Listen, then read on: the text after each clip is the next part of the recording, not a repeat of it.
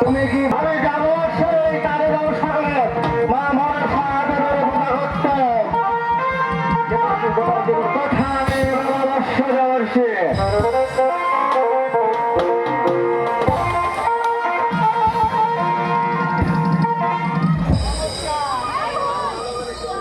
নমস্কার। তোমাকে আর কি জোরে ডাকবো বাবা?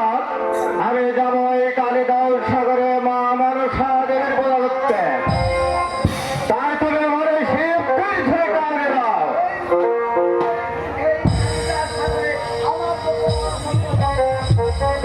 বাবা বর্ষদেব শিব, তোমাকে যেতে হবে এবং আমার শিবদের ঝুলিটাও তোমাকে নিয়ে যেতে হবে।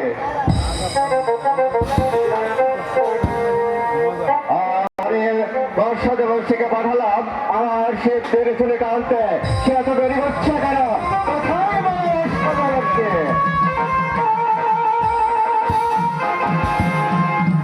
মাথালে বাবা বর্ষদেব মাথালে সিদ্ধি করি পান শুদ্ধি করি ধান সিদ্ধি বলে প্রাণের বন্ধুকে আছে আমার। কোথায় পার্বতী?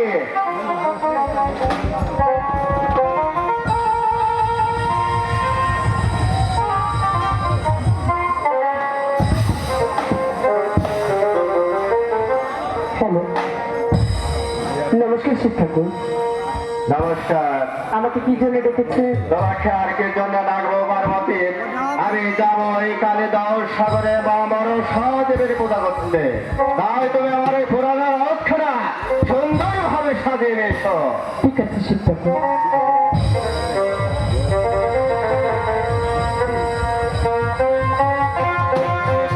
পার্বতীকে পাঠালাম আমার পুরানো রক্ষণা সাজিয়ে আসতে। সে এত দেরি করছে কেন? কোথায় পার্বতী?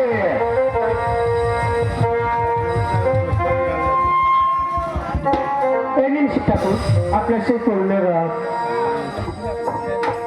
ঠিক আছে পার্বতী, তুমি এখন কৈলাসে ফিরে যাও।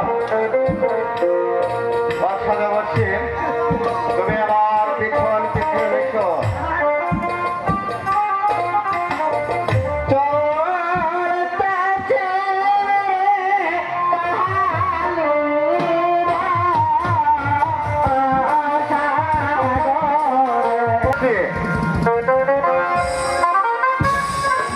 ওই যে দেখা যাচ্ছে একটি ফুলের বাগান, ওখান থেকে কিছু ফুল এনে দাও। আমি মা মনসা দেবীর পূজারি বলবো।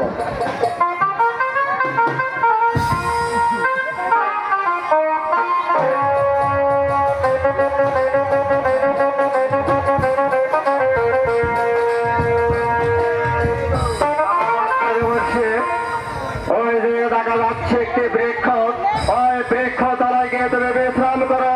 আমি মা মনসা দেবীর পূজা কাজ করে রে।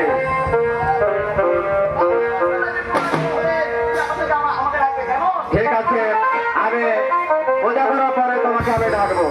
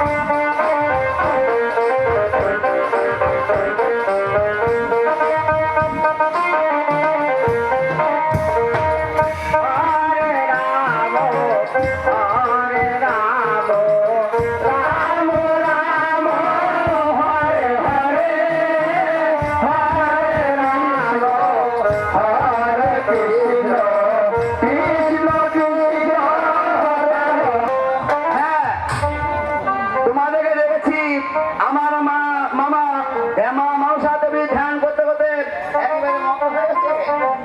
তাই তোমাদেরকে নেচে কে মুগ্ধ করে মামা ধ্যানটা একেবারে ভঙ্গ করে দিতে হবে। হ্যাঁ, তোমরা যা চাবে তোমরা তাই পাবে। হ্যাঁ বেশ